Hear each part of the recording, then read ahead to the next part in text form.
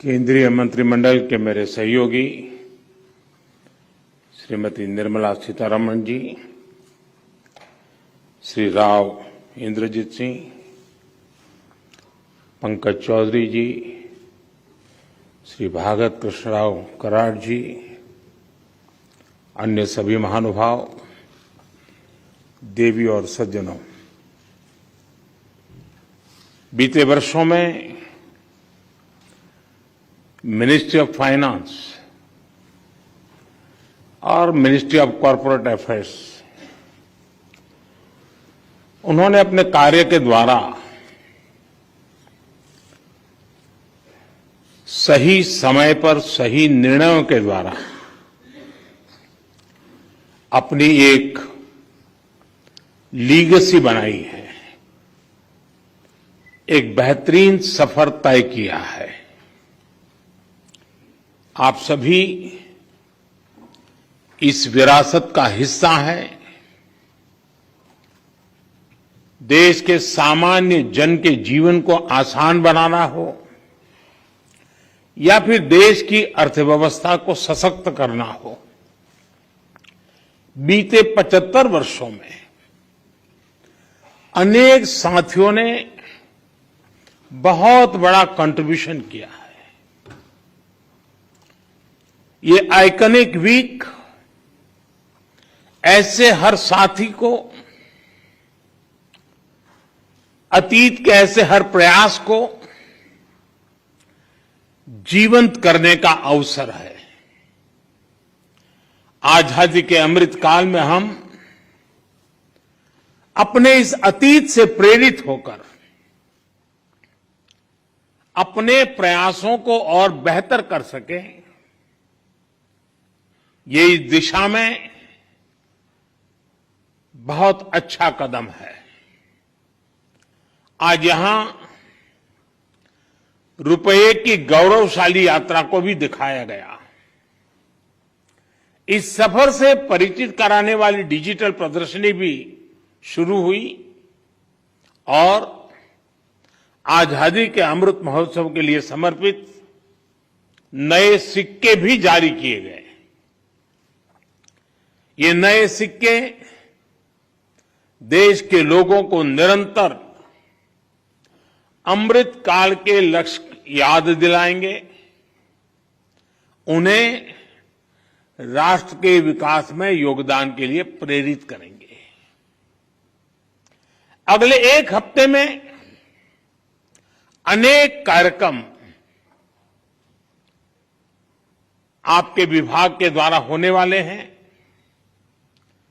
इस अमृत कार्य से जुड़े सभी विभागों को, आपकी हर छोटी मोटी इकाई को मैं बहुत बहुत शुभकामनाएं देता हूं। साथियों, आजादी का यह अमृत महोत्सव सिर्फ 75 वर्षों का उत्सव मात्र नहीं है, बल्कि आजादी के हमारे नायक नायिकाओं ने आजाद भारत के लिए जो सपने देखे थे, उन सपनों को सेलिब्रेट करना, उन सपनों को परिपूर्ण करना, उन सपनों में एक नया सामर्थ्य भरना और नए संकल्प लेकर के आगे बढ़ने का ये पल है। आजादी के लंबे संघर्ष में जिसने भी हिस्सा लिया, उसने इस आंदोलन में एक अलग डायमेंशन को जोड़ा, उसकी ऊर्जा बढ़ाई। किसी ने सत्याग्रह का रास्ता अपनाया, किसी ने अस्त्र शस्त्र का रास्ता चुना, किसी ने आस्था और अध्यात्म का रास्ता चुना, तो किसी ने इंटेलेक्चुअली आजादी की अलग को जगाने में अपनी कलम की ताकत का उपयोग किया।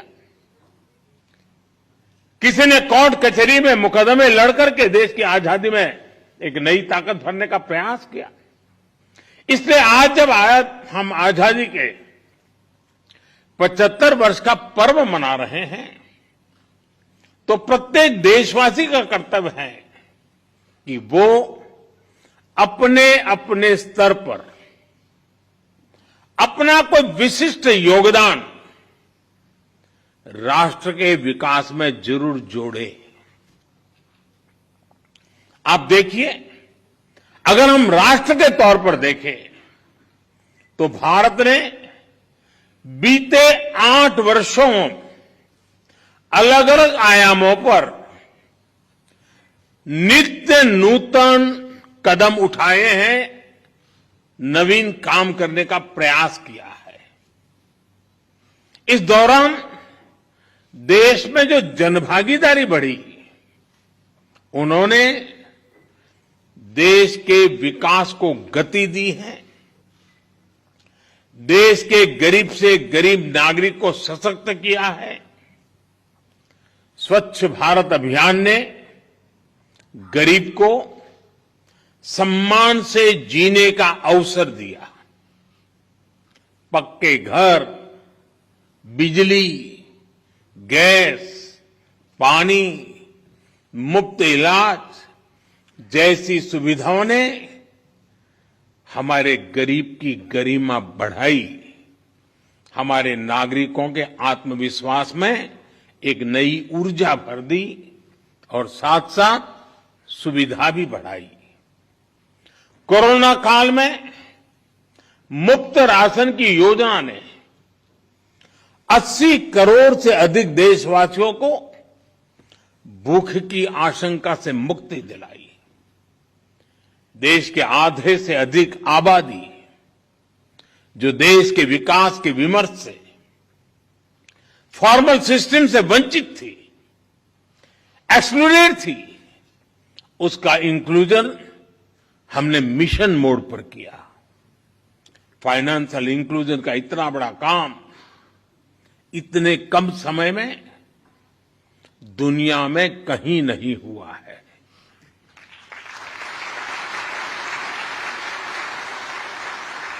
और सबसे बड़ी बात, देश के लोगों में अभाव से बाहर निकलकर सपने देखने और सपनों को साकार करने का नया हौसला हमें देखने को मिला।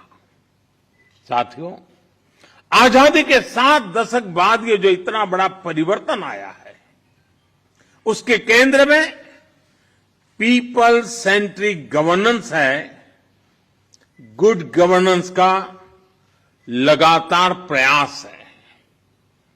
एक समय था जब हमारे देश में नीतियों और निर्णय गवर्नमेंट सेंट्रिक होते थे, यानी किसी योजना के शुरू होने के बाद ये लोगों की जिम्मेदारी थी कि वो सरकार तक पहुंचकर उसका लाभ उठाएं। इस तरह की व्यवस्था में सरकार और प्रशासन दोनों की ही जिम्मेदारी कम हो जाती थी। अब जैसे किसी गरीब छात्र को पढ़ाई के लिए आर्थिक मदद की जरूरत होती थी, तो पहले वो अपने परिवार, अपने रिश्तेदारों या फिर दोस्तों से मदद लेने के लिए मजबूर था। इसी काम के लिए सरकार की जो भी योजनाएं थी, उसमें इतनी ज्यादा प्रक्रियाएं होती थी कि वो उस मदद को पाने के लिए आगे ही नहीं बढ़ता था। उस प्रक्रिया में ही थकान महसूस करने लग जाता था। इसी तरह अगर किसी एंटरप्रेन्योर, किसी व्यापारी, कारोबारी को लोन की जरूरत होती थी, तो उसे भी अनेक जगह चक्कर लगाने पड़ते थे, अनेक प्रक्रियाओं से गुजरना पड़ता था। अक्सर ये भी होता था कि अधूरी जानकारी की वजह से वो मंत्रालय की वेबसाइट तक भी नहीं पहुंच पाता था। ऐसी मुश्किलों का नतीजा ये होता था कि छात्र हो या व्यापारी अपने सपने बीच में ही छोड़ देता था, उन्हें पूरा करने के लिए कदम ही नहीं उठाता था। पहले के समय गवर्नमेंट सेंट्रिक गवर्नेंस का देश ने बहुत बड़ा खामियाजा उठाया है, लेकिन आज 21वीं सदी का भारत पीपल सेंट्रिक गवर्नेंस के अप्रोच के साथ आगे बढ़ा है। ये जनता ही है जिसने हमें अपनी सेवा के लिए यहां भेजा है। इसलिए हमारी ये सर्वोच्च प्राथमिकता है कि हम खुद जनता तक पहुंचे, हर पात्र व्यक्ति तक पहुंचना, उसे पूरा लाभ पहुंचाना, ये दायित्व हम पर है। अलग अलग मंत्रालयों के अलग अलग वेबसाइटों के चक्कर उसे लगाने से बेहतर कि वो भारत सरकार के एक पोर्टल तक पहुंचे और उसकी समस्या का समाधान हो। आज जन समर्थ पोर्टल लॉन्च किया गया है, वो इसी लक्ष्य के साथ बनाया गया है। अब भारत सरकार की सभी क्रेडिट लिंक स्कीम्स अलग अलग माइक्रो साइटों पर नहीं बल्कि एक ही जगह पर उपलब्ध होगी। ये जन समर्थ पोर्टल छात्रों का, एंटरप्रेन्योर्स का, व्यापारियों कारोबारियों का, किसानों का जीवन तो आसान बनाएगी ही, उन्हें अपने सपने पूरे करने में भी मदद करेगा। अब छात्र आसानी से जानकारी ले पाएंगे कि कौन सी सरकारी योजना का उन्हें सबसे ज्यादा लाभ होगा, वो कैसे उसका फायदा उठा सकता है।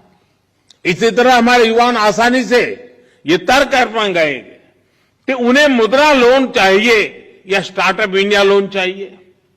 जन समर्थ पोर्टल के माध्यम से अब देश के युवाओं को, मध्यम वर्ग को एंड टू एंड डिलीवरी का एक बड़ा प्लेटफॉर्म मिला है।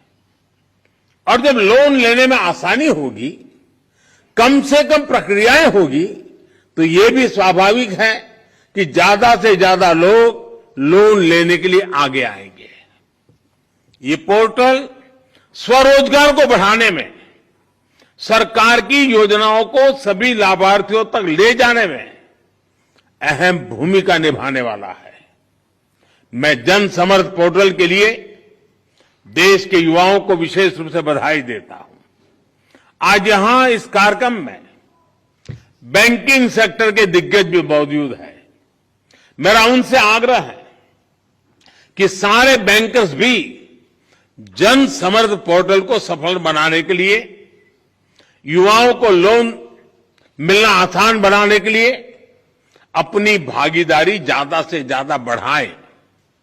साथियों, कोई भी सुधार हो, रिफॉर्म हो, अगर उसका लक्ष्य स्पष्ट है, उसके इंप्लीमेंटेशन को लेकर गंभीरता है, तो उसके अच्छे नतीजे भी आना तय है। बीते 8 वर्षों में देश ने जो रिफॉर्म किए हैं, उनमें बड़ी प्राथमिकता इस बात को भी दी गई है कि हमारे देश के युवाओं को अपना सामर्थ्य दिखाने का पूरा मौका मिले।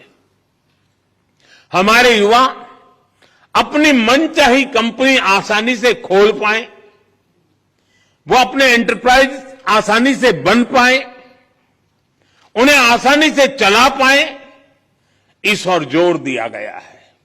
इसलिए 30,000 से ज्यादा कंप्लायंसेस को कम करके 1,500 से ज्यादा कानूनों को समाप्त करके कंपनीज एक्ट के अनेक प्रावधानों को डीक्रिमिनलाइज करके हमने सुनिश्चित किया है कि भारत की कंपनियां न सिर्फ आगे बढ़े बल्कि नई ऊंचाई को प्राप्त करें।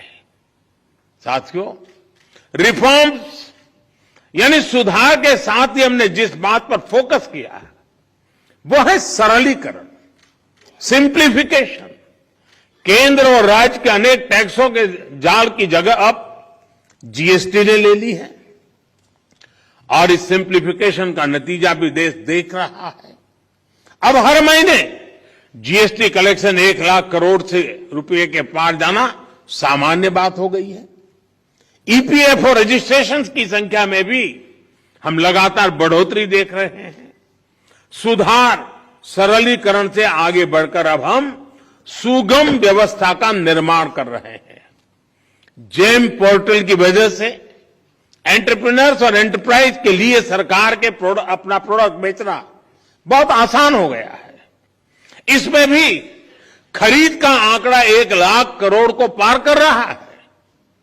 आज देश में निवेश करने के लिए कहां कहां संभावनाएं हैं, वो जानकारी इन्वेस्ट इंडिया पोर्टल के माध्यम से आसानी से उपलब्ध है। आज अनेक तरह की क्लियरेंसेस के लिए सिंगल विंडो क्लियरेंस पोर्टल है। इसी कड़ी में ये जनसंपर्क पोर्टल भी देश के युवाओं, देश के स्टार्टअप्स को बहुत मदद करने वाला है।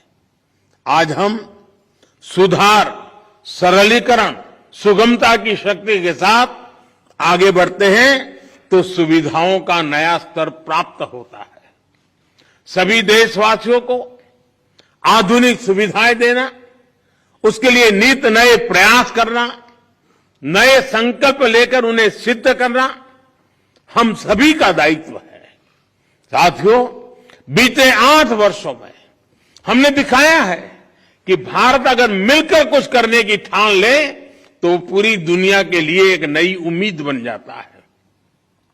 आज दुनिया सिर्फ एक बड़े कंज्यूमर मार्केट के रूप में ही नहीं, बल्कि एक समर्थ game changer, creative, innovative ecosystem के रूप में आशा और अपेक्षाओं से हमारी तरफ आज दुनिया देख रही है। दुनिया के एक बड़े हिस्से को भारत से समस्याओं के समाधान की अपेक्षाएं हैं।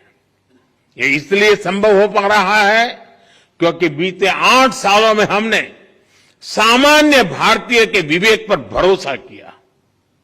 हमने जनता में ग्रोथ में इंटेलिजेंट पार्टिसिपेंट्स के रूप में प्रोत्साहित किया। हमें देश की जनता पर पूरा विश्वास रहा है कि जो भी टेक्नोलॉजी सुशासन के लिए लाई जाएगी उसे देश की जनता स्वीकार करेगी और सराहेगी भी। इसी जनविश्वास का परिणाम दुनिया के सर्वश्रेष्ठ डिजिटल ट्रांजैक्शन प्लेटफॉर्म यूपीआई यानी यूनिफाइड पेमेंट इंटरफेस के रूप में सबके सामने है। आज दूर सुदूर गांव से लेकर शहरों के मोहल्लों में रेहड़ी ठेले पर भी 10 स्वप्रेरणा की है, सबके प्रयास की है। देशवासी आत्मनिर्भर भारत अभियान से, वोकल फॉर लोकल जैसे अभियानों से भावनात्मक रूप से जुड़ गए हैं। इसमें अब आप सभी की मिनिस्ट्री ऑफ फाइनेंस और मिनिस्ट्री ऑफ कॉर्पोरेट अफेयर्स की भूमिका बहुत बढ़ गई है। अब हमें योजनाओं के सैचुरेशन तक तेजी से पहुंचना है।